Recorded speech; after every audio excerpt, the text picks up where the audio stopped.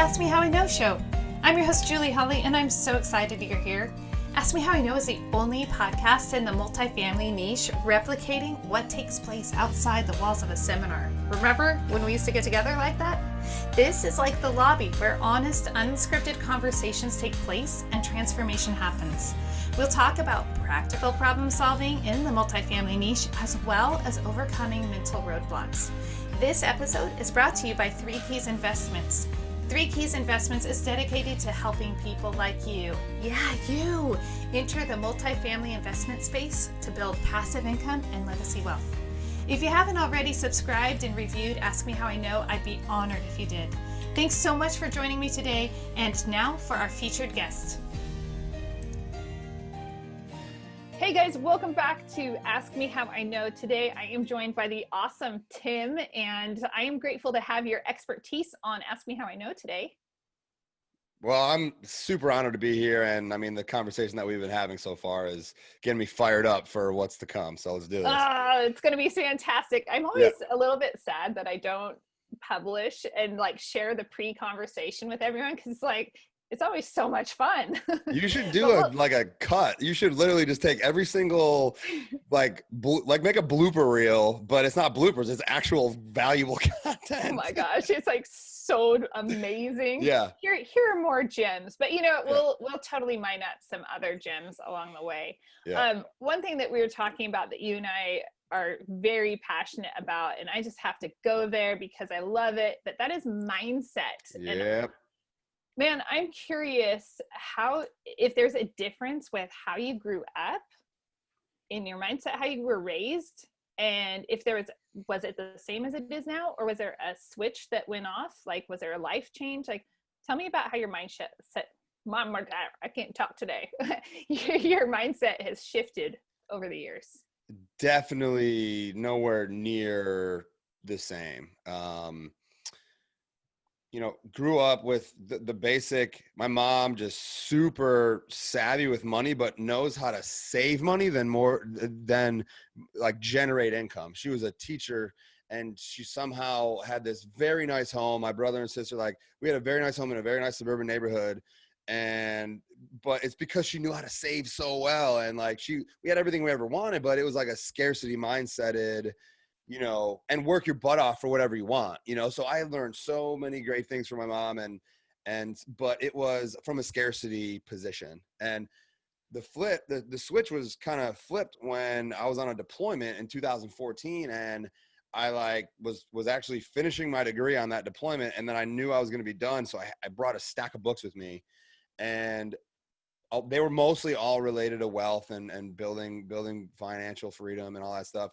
And I didn't know anything about it. I was just looking to explore it. And I kept seeing real estate, this and that. And then stumbled across Rich Dad, Poor Dad. And I'm like, wow, this is a freaking paradigm shift, game changer. So I think the more I educate myself, and from that point, I just have not stopped growing and learning. And I've not stopped being a student since that day. And just because I've grown so much, I've learned I would rather have that open abundance mindset, instead of that fixed scarcity mindset, because it's all about what you can give to other and the amount of value you can give. And if you have that open, abundant mindset, you're going to be able to deliver so much more value to other people, and in return you'll receive so much abundance. And so definitely a 180 from how I grew up to how I was raised, but it all took place due to self-education. It's absolutely amazing. One of my affirmations in the morning is my hands are open and receiving. And I always talk about you can't receive anything if you're trying to hold on to things. So you have to have an open mind, an open heart, open hands. Have you read The Go-Giver? No. Oh, you know what? Michelle Appel, she recommended that book, and it's on the list. It's a short, super short, very impactful stories that is all about this, the keys to stratospheric success, and they are all about giving. And there's 4 or 5 stratospheric laws or whatever. But the last one is you have to be open to receiving. If you give so much and you're closed off when people are trying to give back, that's why? That's you're blocking the one thing to get in return to ensure that all you're giving is actually worth it. And if you open your arms and say, yes, I'm receiving, it's okay to receive, especially if you give so much. So, and that's what that book all talks all about. So you would love it, I'm sure. I am totally, I'm like, it's on the list. I always have my yellow pad. There's It's like a on my series list. of them. That's not only, there's like a couple. And Oh I've my only actually word. read one. I need to explore the other ones. I haven't done it yet. So. Dang. And the book club is starting next month for all you listeners. Sweet. So, I'm wondering, you're with active duty passive income, which I was telling you, I'm so jealous over that community, because it's such a robust community, and everything that I have seen from there's so many people that I know that are involved with this, right? And they're all just A-listers, just crushing it, just like you, and I'm so impressed with the congruency within everybody, and the ethics and how you go about things. I'm wondering if you can tell us a little bit more about what it's like, because I can't join it because I did not serve our country. I served in the public school classroom, but I'd like to thank you for serving our country. But tell us a little bit about that like what's unifying you guys. It's just, first of all, it's very, very, very humbling. I mean, we've been heads down for 3.5 years since Markion, the founder, still active duty Marine. He was flying helicopters. Now he's in he's in New Orleans, just about 3 hours away from me. And we actually just looked at a mobile home park in Baton Rouge, and he had a quick drive, and I had about a 3.5 hour drive. But he had that vision about 3.5 years ago, and met up with Mike Foster, who is our podcast host. They were at the Naval Academy together. He was a lieutenant in the Navy. He's out now. He's separated. He's been doing real estate and ADPI full time. His wife is still active duty, and they're out in Hawaii just living it up. They just had a baby, beautiful, gorgeous little Elena. And they were the visionary, like they were the main visionaries. They got the podcast started. They got the education started, our military real estate academy. And then fast forward, Eric Upchurch joined because they were at a conference together. Eric Upchurch heard me on the Bigger Pockets podcast about 3 years ago. And I just gave my phone number out, my cell phone number out. He was one of the many people that called me and immediately connected. That was about 3 years ago. Like that, from that point forward, there was 5 guys that were just trying to figure out how to share everything we know with as many people as possible in the military community. And then we got a couple amazing people that we added to our team, females, Victoria Griggs and Jill Campbell, who just took the mess that we had and organized it a little bit. And now they're co-owners with us. And then we added Spencer Thomas, who is now the director of our financial services. And he's the reason why we now have a mortgage company and an insurance brokerage. And it's just, the military obviously binds us together because we all speak a different language, but Victoria and Jill are spouses. Spencer he's an Army vet. I'm still in the Navy. I'm about to separate. Mike was in the Navy. Eric was a Special Forces Army guy, and Markion's still active duty. So obviously it's what it was, but like you take the 1% is in the military, but like of the military, we're 1% of the people who are in the process of achieving financial freedom. Some of us have, luckily I already have, but we're sharing it with other people. And that's that abundance. Just like giving. Most of our stuff is free. Our best-selling book is free. I wrote 2 other books that are free. We have an action journal that we're about to release. We're finalizing that. We have our courses that are for paid, for paid members, but there's so much free information about how to use your VA loan. And so it's just, then our Facebook group is just exploding, and we have our podcast, people that we've interviewed, the caliber of the people that we've interviewed. I don't even know how we got Robert Kiyosaki or Grant Cardone or Tom Wheelwright or Jocko, and all these people somehow appeared on our podcast. Like, right.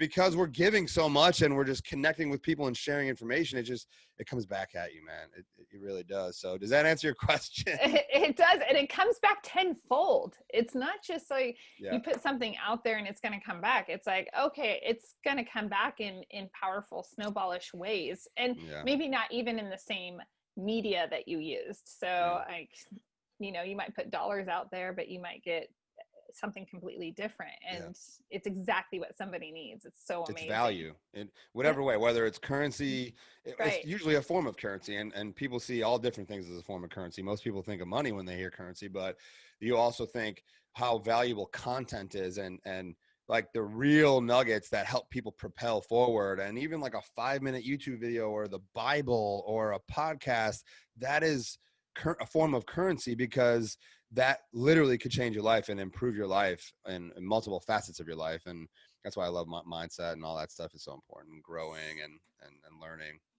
Oh, constant. Okay. So you have this person, and I just love it because, basically, I'm just going to put it out there the way it is. Anybody involved in the military is a badass. I mean, it just is, because you guys do things that I can't even fathom. I'm just so grateful. So yeah. when I think about what you have, the commitment and the dedication, of people like you, and then I look at, and I don't want to alienate anybody or make anyone feel bad, but I'll use myself. I could make excuses and say like, oh, I was busy teaching in the classroom, and I had long jobs, and I had my kids, and I had this and this and this, and making excuses. And let's talk about excuses. Can we just like crush excuses? Yep.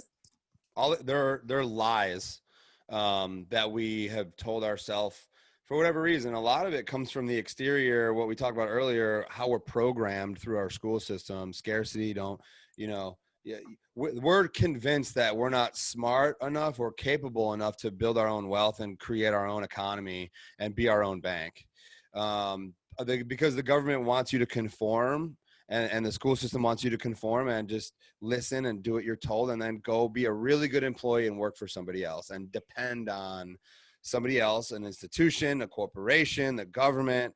If you do that, I truly believe you are only going to struggle more and more and more for the rest of your life, because you'll just be in a rat race unless while you're doing, because I'm still a W-2 employee in the military, but if you don't have that open mindset and long-term vision of, I want to create this empire outside so I can leave what I don't really enjoy doing and go add value somewhere else where what I do enjoy doing. And I'm not saying that everybody who's in a W-2 job or, working 9 to 5, they don't enjoy it, because there's lots of people that love what they do and they don't care about how they're compensated. They just love spending time doing whatever they do. And there's nothing wrong with that, but eventually that's going to be done. Like, and there's pensions, but those are all going away. Even the military pension is withering away. If you didn't realize that, the only pension that like everybody thinks that is still out there, there's still school system pensions. Like my mom, retired school teacher. Luckily she's got money coming in because of that. But like, it's just, even that though. Yeah. Tim, I will speak to that for a moment. I was a teacher in California, and they are literally, their pension fund is billions of dollars in the red. So people really need to be aware of what is taking place. And if you look at the solvency of pensions, and I did a research module on the teacher system, teacher pensions. And I think there were 13 states that are actually solvent, 13 out of 50. So speaking to that, a little bit of context, like a lot of companies, government, non-government, school system, they offered pensions back in the 70s and 80s. And then all of a sudden someone had this brilliant idea. I think his name was Todd Benna, created the 401k, right? As a means to help high earners reduce their taxes. But then someone had a bright idea. Let's just call this a retirement fund, and then we won't have to have this pension. We'll pull it away. It'll remove our liability on the company and put all the liability on the employee. How does that sound? And then all these companies started doing that, calling it a retirement fund, when it was only a way to reduce taxes. Was not designed to be one fund that will just take care of you in retirement, but it was sold as that. So companies shift the liability onto their employees. Just for those who did not realize that happened throughout the 80s, and now there's no pensions. The pensions are gone. 401ks are difficult, because even if you have $1 million, $2 million, $3 million in that account when you're retired, how long will that really last at today's cost of living? Oh my gosh. And people are living longer and longer, into their 90s, into their 100s. You think they could retire at 59 and a half, 60, and live for 40 more years, even on 5 million? Try to live for 40 years on 5 million bucks, right? Even if you take that 4% rule, you're taking out the 4% of that, like, what will you get paid every single month? Will your life change for the better? Probably not, And then they came out with the tax-free 401k, the Roth version where, it's already taxable income, where for people who want to have more income when they retire, it was sold to them that why don't they get taxed then, because they're going to be, well, it was actually the opposite. They were sold, well, when you retire, you have lower income, so wait till get taxed then. But then the Roth IRA come out, let's get taxed now, and then let me grow my wealth, and it's already been taxed. I'd rather get taxed on the seed than the harvest. And so then that's just even more confusing. Then self-directed accounts came out where you could maybe take this IRA fund and invest in assets, but it's still, you can't tap into it until you're 59 and a half. I mean, I have not one dime in the stock market at all. Everything's in real estate and businesses, because I did some research and I did a lot of education and action and struggles and failures to get to that point. But because I have that knowledge, I'm not going to give anybody else my wealth and my family legacy. I want to control it myself. So preach it. Well, and you have to think about the lack of education, like you're talking about the transition from pensions to 401ks and these just different products basically that were sold, but nobody took the time to educate any of the employees, any of the workforce, to actually the liabilities that they're going to incur. And wow, you sure better put a whole lot more into your funds, because most people are underfunded for their retirement as it stands in their 401ks. It's sad. Like, the statistics are frighteningly, staggeringly just scary, and it's terrifying. It's like so scary to me. I really think a lot of what has to do with that is that, again, back in whenever the Industrial Revolution started, whatever year that was, someone came up with a 40-hour work week, right? The only country that came up, 8 hours a day, you sleep for 8 hours, you work 8 hours, and you go home and hang out for 8 hours, and you do that 5 days a week. And that is too much work.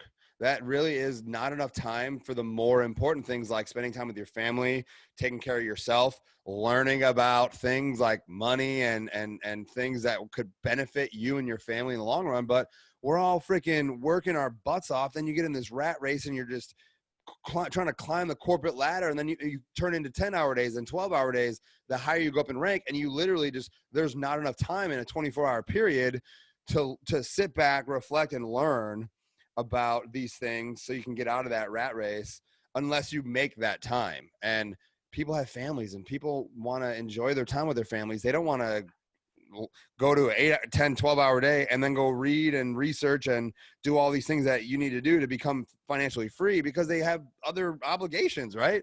So I think that long 40-hour work week has a lot to do with it. I really think if our country figured out how to crunch it down to like a 4 or 5 hour work day, even if it was 5 days a week, we would actually be far more productive and happy, and our culture would just be vastly improved. It'd be a completely different world that we lived in. Even if we adopted a system where you could have a pause in the middle of the day and just pause and rest and recoup. Like in Europe, the siestas, they take 2-hour lunches. They eat, they take a nap, they refuel, they rest their body, and then they go crank out another couple hours or whatever of work. But there's so many European countries that don't have 8-hour work days. It just doesn't make sense. They understand like work isn't everything, that, just taking care of your family and spending time with your loved ones and grooming those relationships is what's more important. I believe that's the definition of success. Is your success is very much in line with the quality of those relationships. So if you're not spending time on grooming your spouse, the relationship with your spouse, your kids, your parents, your brothers, sisters, cousins, like your most important friends, if you're not taking time to like focus and groom those relationships, I truly think success is not going to go up. Like, people think if they make more money and they have more things, they could be more successful, but that is an unfulfilled, like, empty success.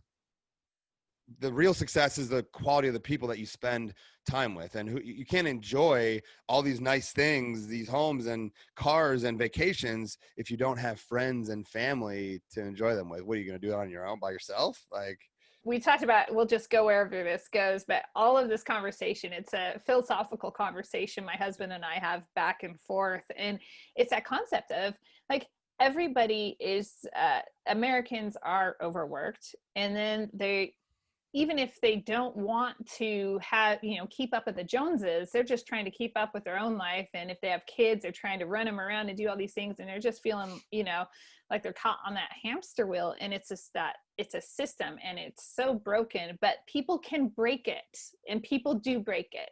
Tim, you broke it. I've broken it. Other people break this system, and it's possible. And it just takes that initial, you just have to, just give it that big push.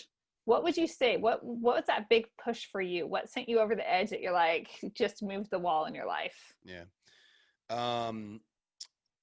Just because I had a curiosity, and I love, reminding people just to stay curious, stay open-minded, ask really good questions, just try to understand the why behind as much as you possibly can.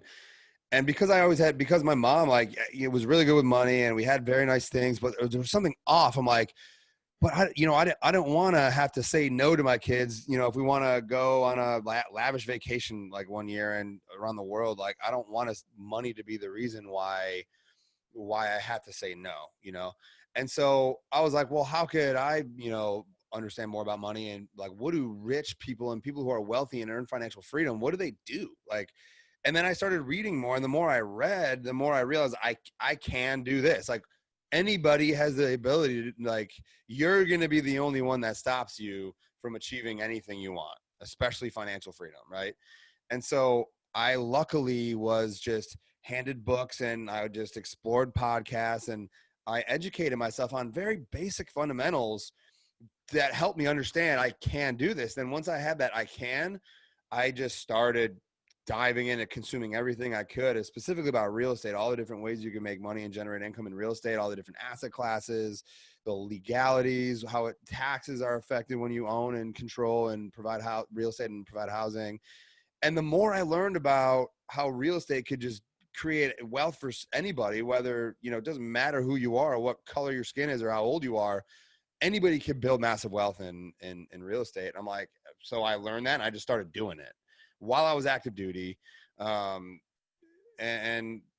I think that was it, because I was open enough to learn and realize all these other people are doing it. Why not me? So, and then I just went after it and took action. I have a similar story of paradigm shift of just realizing, why not me? Yeah. And I hope everyone listening to this right now, it just says, why not you? Why not? This is out there for anyone and everyone. Everyone can be successful. It's not just oh my gosh, Tim, you're amazing. You're like the one that made it. Not special. Not special. You are special, No. but this is something that can be for everyone, and you have to make that determination in your mind. You have to decide, and the moment somebody makes that decision, that person can become unstoppable. Yep. I fully agree, believe man. that. It's we have to take ownership of our life. No one's gonna just, you're not just gonna stumble across financial freedom.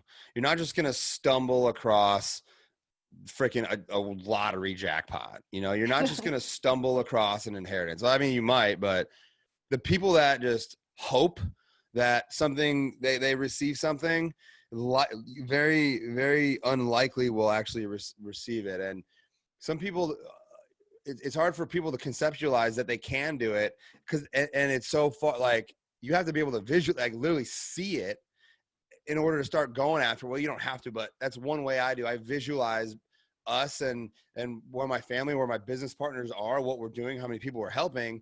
And the more you visualize it, you're going to start to believe that it's real. And then it literally starts just turning into what is actually happening. It starts flourishing, and you're able to see it happen in front of your eyes.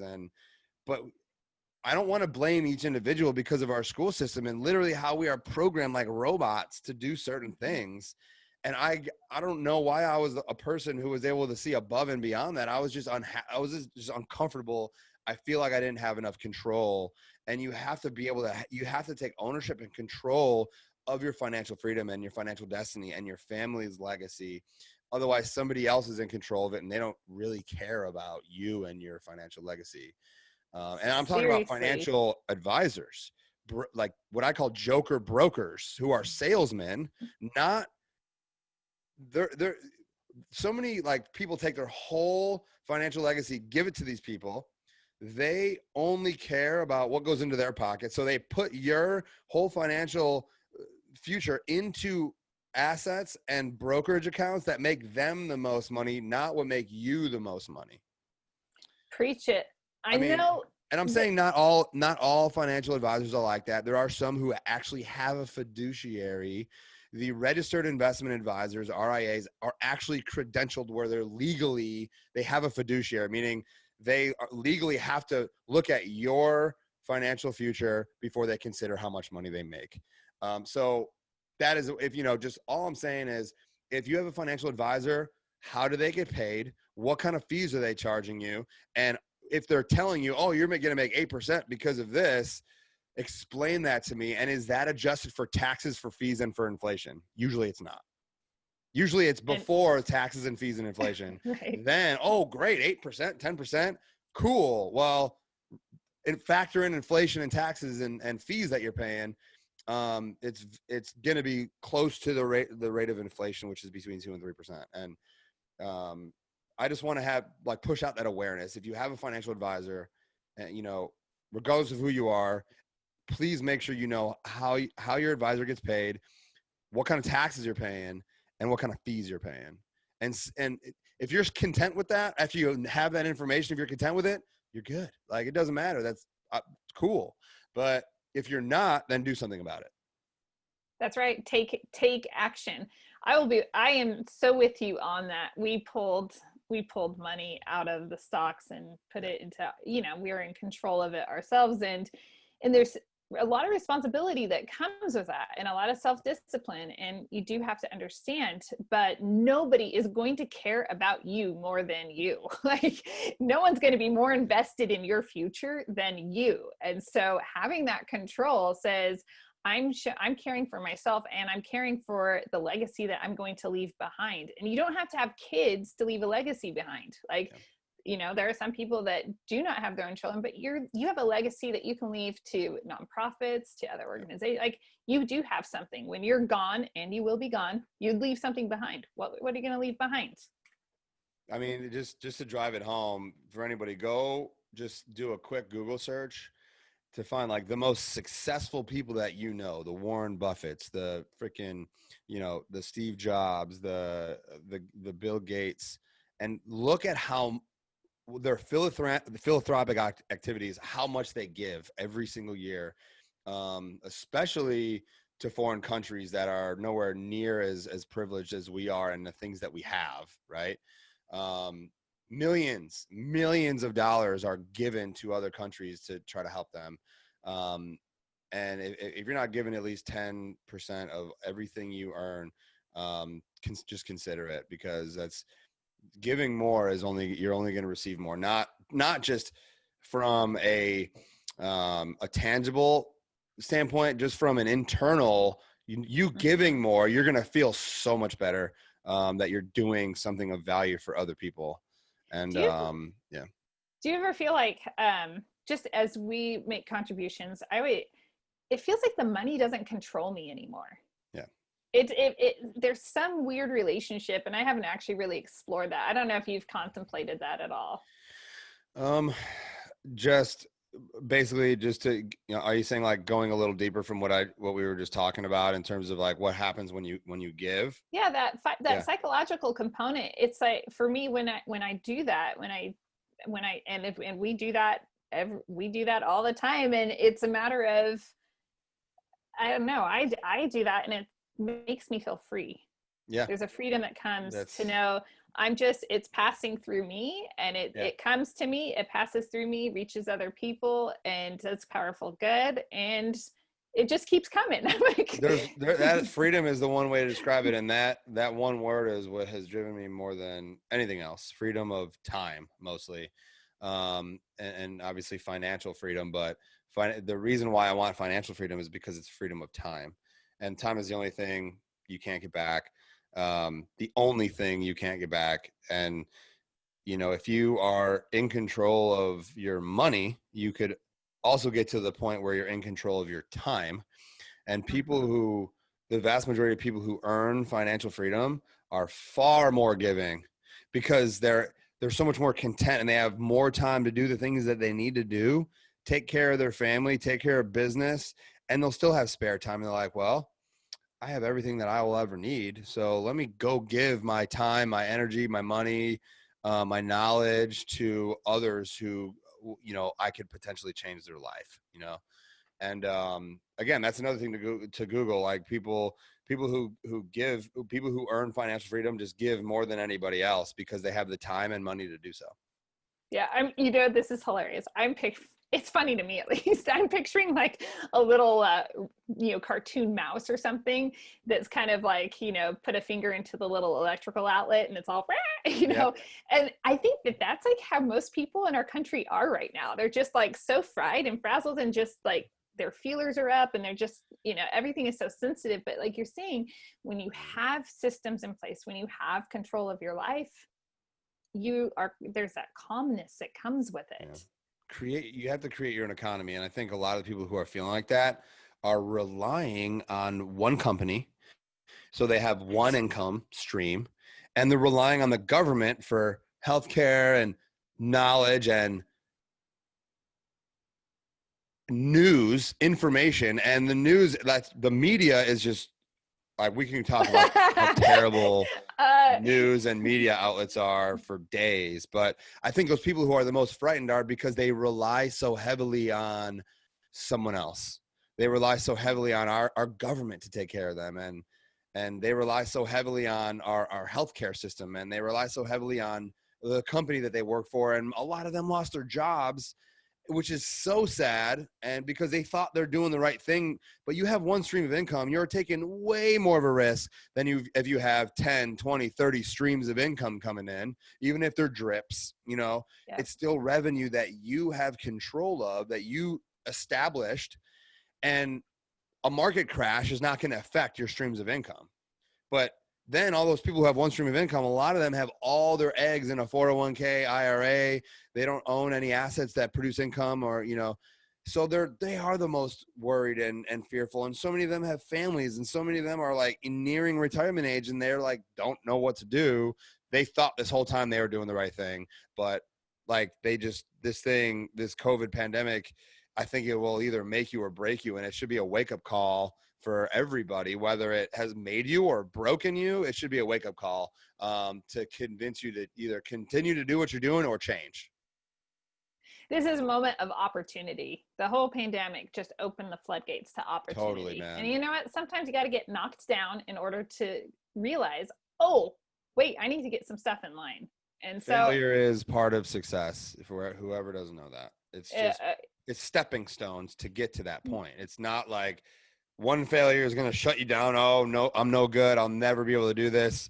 That's an excuse. That is a fear mindset that you need to completely let go of and understand. Failure are stepping stones to success, no matter how big or small this failure is. And for all intents purposes, you should remove failure from your vocabulary because you either win or you learn. preach it. Period. Like, you either win or you learn. Cool. Either way, it's great because then you're just growing in the process. You have to grow through all this stuff. Don't just try to struggle through it and fail. You can't let failure burden you. And just, again, remove that word from your vocabulary because those missteps, right? Or some people like calling them like workshops or whatever, boot camps. Right. Those are stepping stones to success. So. Oh, absolutely. When I was teaching little second graders, I was, Albert Einstein, I had his quote up on the wall, you've never, and this is the mantra in the classroom. You've never failed until you stopped. And when you stop, that's when you have failed. That's real the failure. moment. Yeah. And to hear the little kids like cheer each other on. I'll never That's forget awesome, this man. one time the student was struggling and another one, I'm like working with somebody else across the room and I hear at an earshot, don't worry, you haven't stopped trying. You got this. I'm like, yes. And that's the mentality that we have to have. Unfortunately, like you're saying, that most of us as adults, we don't have that mentality. and we're afraid of everything. And most of all, ego. Good golly. Everyone needs to get over themselves. Everybody's like so afraid of embarrassing themselves or, looking like X, Y, or Z to everybody. How about humility? stop worrying about it. That's probably one of the best things I learned being in the military and being a senior leader in the military is humility. Knowing you are serving other people. Like even if you're the most high ranking person in the room, you have to be of service. And you have to understand that all those people in the room probably have better ideas than you and that they're smarter than you. Even if you deep down think they're not, or deep down think they don't, you got to let go of that conceit, arrogant ego, right? And understand that every single person that you come in contact with, you could probably learn something from. Every single person. If they're freaking a week old or if they're 100 years old, you could probably learn something from them. So just like set back, open up, be vulnerable to learning and be vulnerable to saying, I was wrong. I'm sorry. I made a mistake. It's so tough for people to do that. It's so tough for people to do that. It takes strength. It takes emotional intelligence and strength to do that. Very much of what a lot of people don't possess because we're not taught that those very valuable things in school, I don't know where society got it pigeonholed into that, because even my kids, and I try to teach my kids, my daughter will tell me like, I know I'm never going to be perfect, mom. Like, because it's like people walk around like they need to be perfect and they need to at least have a facade that everything's in control. And as soon as it looks a little bit smudgy, it's like, oh no. It's like, you're going to make a mistake. Yeah. So I mean, yeah. So what? Like, you make your mistake, you own it, you move on, and next. It's growth. Yes. That's part of success. You continue growing, and then eventually you'll be able to deliver more value than more people because you continue growing. But it takes being vulnerable, and it takes learning from other people, and it takes a little bit of time and effort and a belief that you can. Like that's where it's got to start. It's got to come from within you, knowing that you can, but in order to like keep you going, you have to have that burning desire and that why. Like, why am I spending 4 hours a day trying to achieve financial freedom? Well, you have to have a tangible reminder of why and why it really means to you. And usually it can't just be because I want $1 million. I want to be rich, right? There has to be, well, why do you want to be rich? Well, because I want to be able to take care of my family. Well, why is that important to you? Well, because, I was, my mom struggled, my parents struggled, and, I want a better life. Well, why is that important to you? And you got to go deep. Go 7-8 layers deep of why is that important to you? Why is that? And like, eventually it's going to be emotional, and hopefully it will like really get you choked up and maybe cry, right? To understand that means so much to me. That right there needs to be your why. And you need to have a tangible reminder that every day, like my lock screen is my why is on my lock screen. And like the things that I have, the things that I want, I constantly remind myself of why I'm doing all this. And that what helps me like moving through each day with just, perseverance. Man, it's so true. Oh my gosh, Tim, I have thoroughly enjoyed talking with you. And I'm going to add, you had mentioned the value of time. And today I put a post up. Unfortunately, my dad passed away very unexpectedly, like 5 years ago. But again, I am sorrowful because he's my favorite, literally. Everyone knows he's my favorite person on the planet. Okay. But I've used that as an opportunity to propel me. Like, I think about my dad as I invest. I think about my dad in like every facet of my life, and anyone who's lost someone so close understands that. But the huge thing that I learned is that your time is the equivalent of heartbeats. Time equals heartbeats. So how are you using those heartbeats? Like, if your heart were to stop like my dad's, like, are you going to be satisfied with that? So like, really zero in on your time is your life. Every heartbeat is like a second. Like, maximize it, people. That is your why is because it's emotional. I can tell, and I'm so sorry to hear. It's my wife's dad passed away on this past Christmas, and he's local, and it was unexpected too. So I feel you. it's devastating. And we're still getting his mail, and we just got sued by his mortgage company because his house, and like, it's just a whole huge mess. Right. And that is one of the reasons why, like, I think of him and all the things he's taught me. So it's gotta be that deep. It's gotta be that deep. So I'm so glad that you shared that with everybody. It does. So use all those heartbeats. Use the time that you have. Don't make excuses, because every one of you listening to this, you just got to stop making those excuses and start believing and using your time. Yeah. Excuses are lies. I mean, and sometimes people don't even realize that they're making up excuses. It's all self-talk, man. Stop yourself and try to consider what you're telling yourself when you're facing something that is seemingly difficult. How is your brain reacting to that? Oh man, this is the hardest thing I've ever seen, or I'll never be able to do this, or that is way too hard. Is it because that is only weighing you down? That's you're putting a brick wall up, right? Negative self-talk is just a brick wall. When even if it's the craziest thing you've ever seen, like I freaking climbed a 14,000 foot mountain 2 weeks ago in Breckenridge. Never hiked a day in my life because of my mindset. Because I'm like, I'm not going to stop. I'm looking up. Watch this. I convince myself, watch this. That's what I tell myself, whether I'm in the gym or I'm facing something like mentally difficult or physically difficult. I convince myself that I'm going to do it because somebody else did it before. Why not me? That's right. That's right. Mindset is everything. That negative self-talk is a huge piece. It's that fear. Try to watch yourself and really pay attention to your self-talk. Is it helping you or hurting you, really? And are those excuses? And if they are, it's just lies that you have to just slowly let go of, and don't believe the lies that even we tell ourselves, because a lot of that comes from exterior. Our family, even your close friends, might look at you like you're crazy if you say, I want to buy a 100-unit apartment complex. Most people that you're surrounded by right now are probably going to look at you like you have two heads. But it's true. But at the same time, like, that's why you have to put yourself in the environment and surround yourself with the people who have goals and vision that you do, who are like-minded and like-hearted. And that you'll be, it's just incredible when you surround yourself with the right tribe. Oh, preach it. Seriously. If you guys want to one up your mental game, if you're already at that, well, I already know, Tim, I already know how to, those thoughts that come through. I have a reminder on my phone. I have to ask myself good questions. So twice a day, I have a reminder that comes up, because that's one of my like little tweaks that I had to do for my mind. Cause people, you get into these moments where you start, wandering down this path of really negative questions that are going to derail your day, and you don't want to do that. So what are your questions? No, that is the question. Ask myself good questions. Oh, okay. Yeah, literally.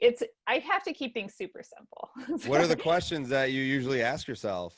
A lot of times, I'll start to go into, I'm a people pleaser by nature. And so I'll start wondering, well, what would people think about this? And what would people say about that? And so now I'm living when you start doing that, you're living an imposter life.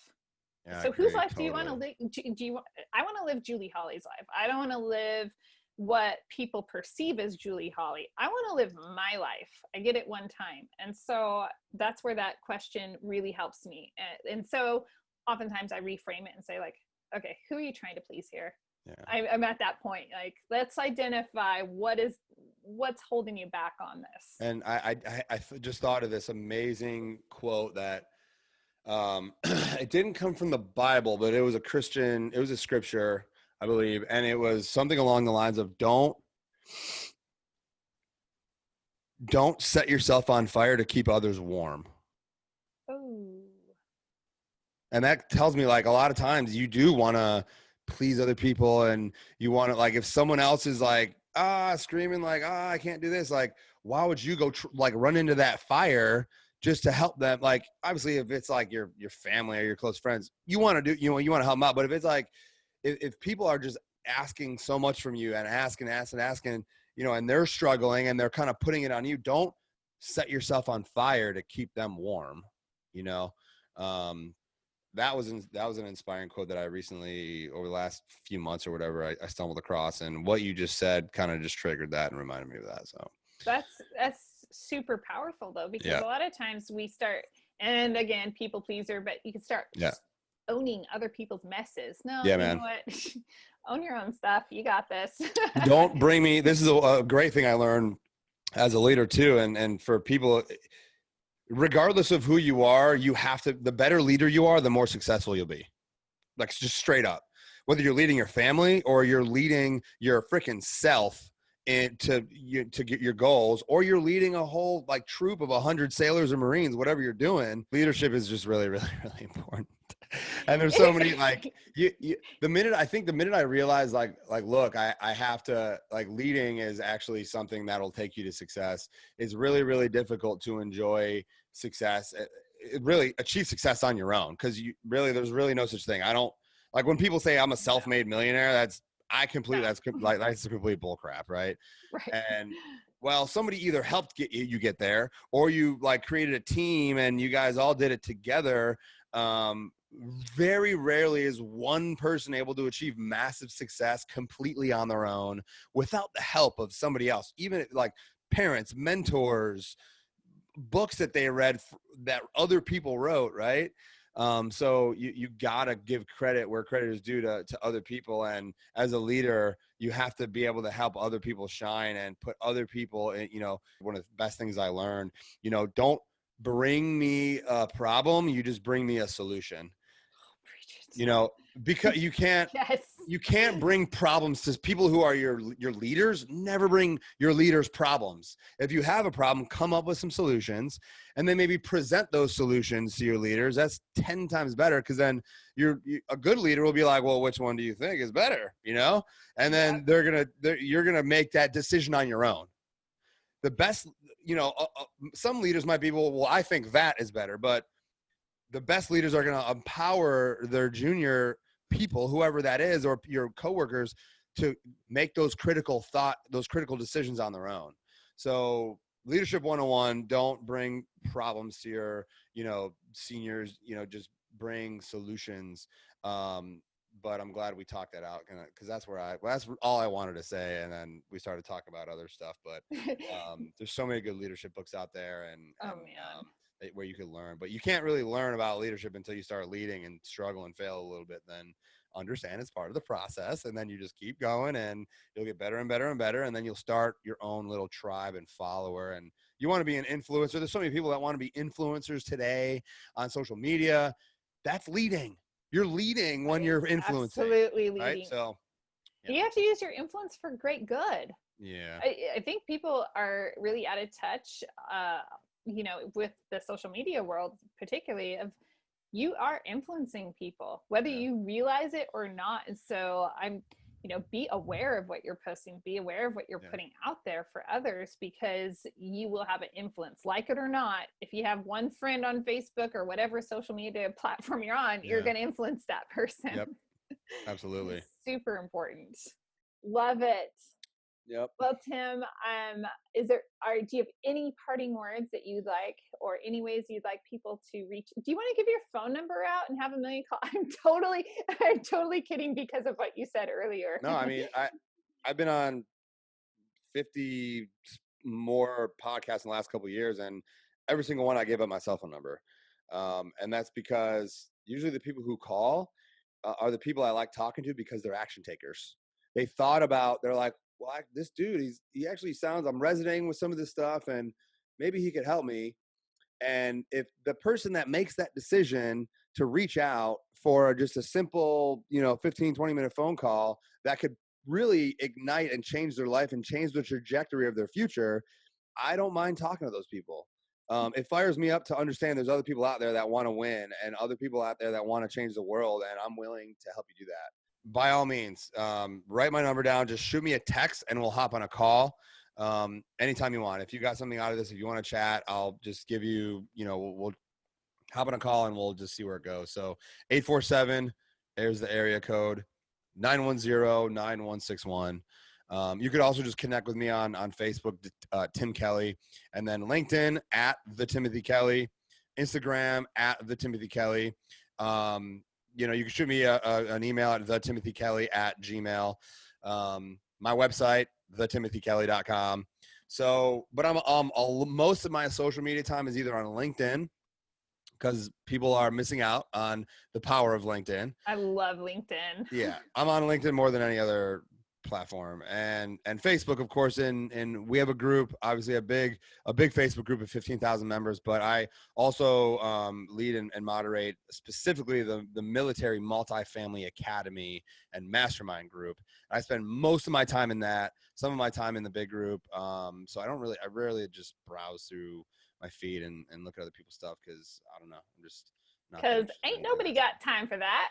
Ain't nobody got time. That's right. So reach out to me in any way you want. Shoot me a text if you want, and we'll get on a call.